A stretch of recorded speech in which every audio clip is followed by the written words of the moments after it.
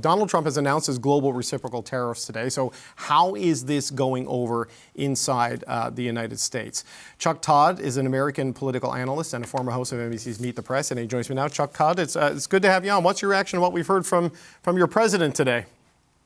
Look, we're in uncharted territory. I mean, we haven't had a tariff regime like this really as a country since the 1930s, almost 100 years ago, more than 100 years ago. This philosophy was even mainstream in our politics. So, look, here's the difficulty with covering President Trump, and you guys are experiencing this firsthand, which is you don't know how serious he is. He's starting something. Is he willing to deal? Well, most of the time you assume yes, but it does appear, if there is one, and I say this, I'm not trying to be snarky, but Donald Trump is not somebody who has a sturdy ideology. Yeah. Except it appears on one issue, and that is the belief that tariffs are a net positive. Now, look, it does fit his larger philosophy of how he views the world. Number one, he views the world as if there are the big powers and there are small powers. And I think he sees the world via the prism of China, Russia, the United States. Hard stop. Mm-hmm. And then everybody below is derivative.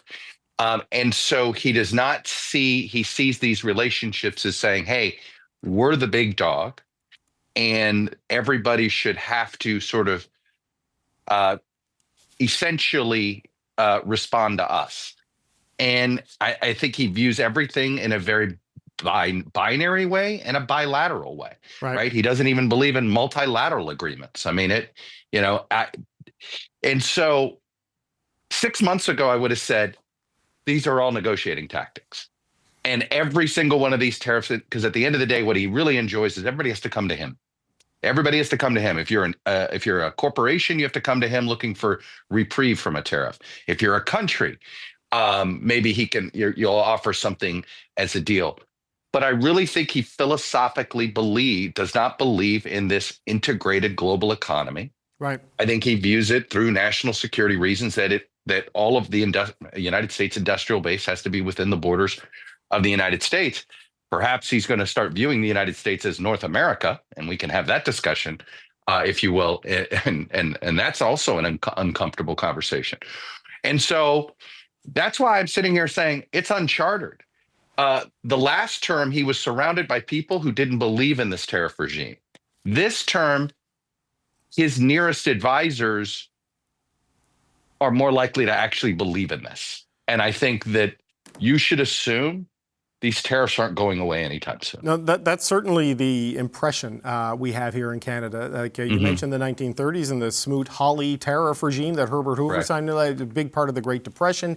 He's talking about the 1880s when tariffs were a primary source of revenue and the U.S. was rich, and this predates things like income tax. But he's tanking the markets. He's alienating his allies. He's depressing global trade. He's probably going to drive up prices, and he's probably going to drive up unemployment and anger and frustration inside the United States. So what does he have to see? Like, how many times do you touch a hot stove before you stop touching the hot stove?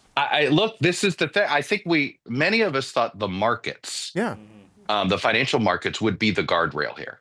That nothing else would be the guardrail but the financial markets. But look, he does not, despite all the shiny metal object conversation about a third term, he is actually behaving as if he knows he's not going to meet the voters again. Mm-hmm. And so this is what I think makes him that much harder to predict and frankly harder to negotiate with, because I think he almost views this as kind of a Thelma and Louise moment. Hey, I'm going over the cliff. Yeah. I don't care. I'm done. It feels like we're in that convertible with him, though, Chuck Todd. And that's the way. And look, I'm sitting here. This couldn't be politically dumber. There's no part of this that makes sense to me. It's the economy is going to tank. It's going to be stagnant at best. The irony here is that let's accept his premise that eventually this is going to regrow the American industrial base. We're talking a decade.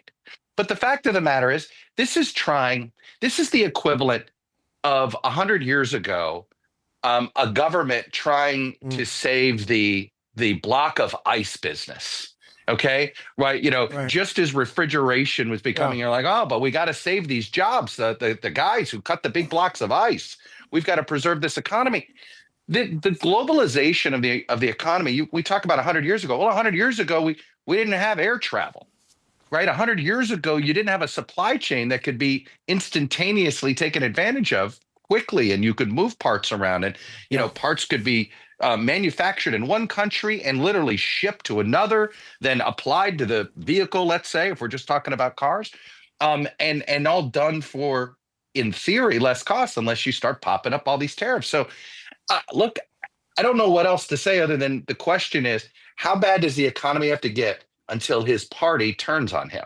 Yeah. And I think we're a good 6 to 9 months away from being anywhere near that. And I'm probably being optimistic. Yeah, yes, and then it might be the midterms. But your point, and Chuck Todd, we have to say goodbye because we're waiting to hear from the Prime Minister. But your point about how he's not seeking re-election, and that makes him a little bit more invulnerable. Senior Canadian officials have said that very same thing to me. He's 78. He's not running again. He's got nothing to lose, and that's a tough situation to be in when you're a country like Canada. Chuck Todd, it was good to meet you. Thank you for coming on the show today. We appreciate your time today, sir. Thank you. Good luck. Sorry about it. I feel like I have to apologize being an American for trying to tank your economy. I mean, this is just terrible. Well, look, normally Canadians are the ones saying sorry all the time, but that just shows you what he's done to the continental order. Yes, that's for sure. All right, Chuck Todd, American political analyst, former host of Meet the Press. Thank you, sir.